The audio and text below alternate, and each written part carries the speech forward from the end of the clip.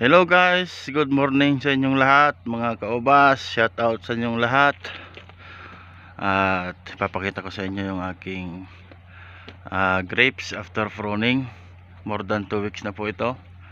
Ayan, may mga bulaklak nang lumabas. Halos lahat meron na. Ayan oh. Yun. Oh. Ito, ang ganda ng bulaklak, ang laki. Ayan oh.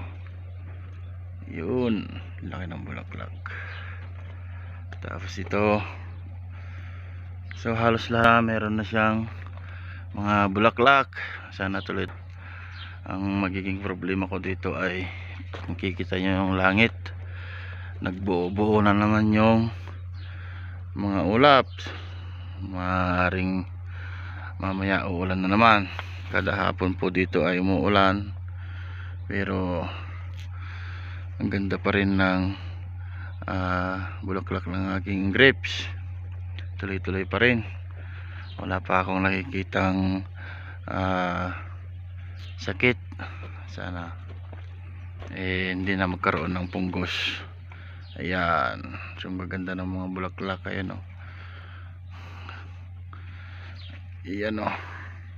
Oh. Sigurado dadami na naman ang bunga nito pagka hindi nasira. Ayan o. So ang ganda, nakakatuwa. Ayan. Ito, ang haba nito. Ganda.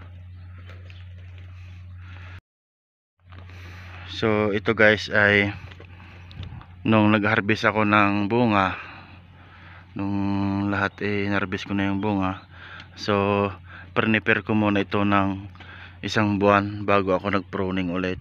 So ganito yung kanyang resulta. Mga ganda naman yung kanyang mga fruiting cane na lumabas. Ayan, halos lahat bumulaklak na. Meron pa rin naman yung mga maliliit pa, wala pa. Ayan, oh. So yung mga maliliit na yun na hindi pa nagbulaklak ay bubulaklak din yan. Ayan. So marami na yung mga lumabas na bulaklak. At sana medyo bawasan sana yung ulan para hindi sila ma-stress. Ayan oh, ang ganda ng bulaklak. Hanggang dito meron. Ito sana nakikita nyo kasi maliwanag yung ayan. Ha ha ha ha.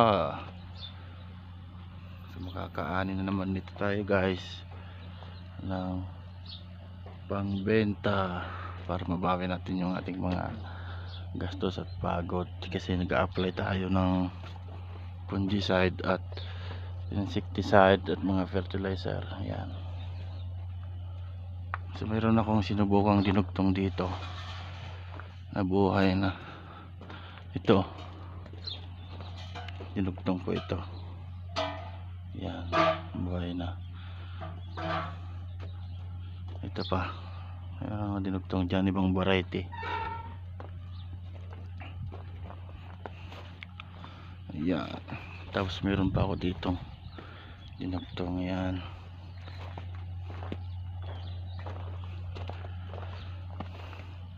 ito buhay na rin oh.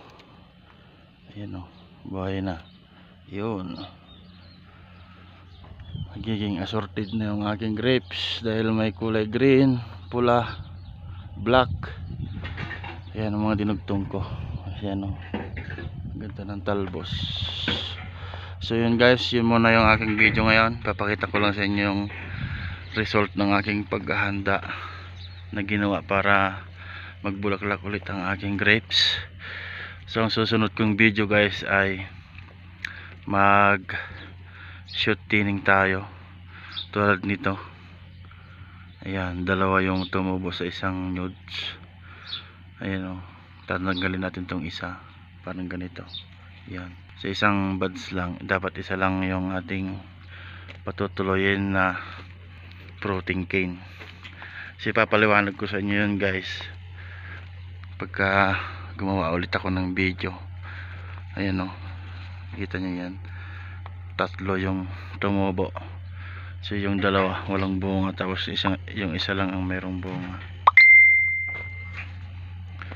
So yun guys, kita-kits tayo ulit sa susunod na video. Magsushoot tining ako. So paalam muna guys, pakita ko lang sa inyo ang aking mga bulaklak. More than 2 weeks after pruning. So yan, nagbulaklak na. Ayan o, ganda. Bye bye, paalam, happy farming guys.